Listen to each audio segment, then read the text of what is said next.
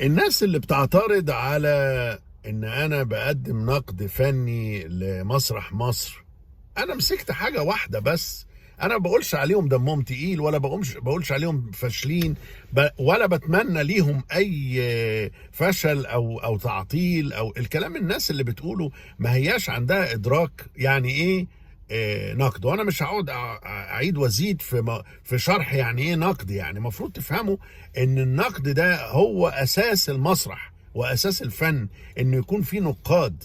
لان من غير النقاد مفيش حاجه هتتطور.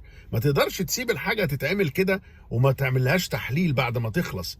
يعني انت بتتكلم على نقاط القوه والضعف في اي عمل. فالحاجه اللي بتتقدم لازم تتصحح مسارها.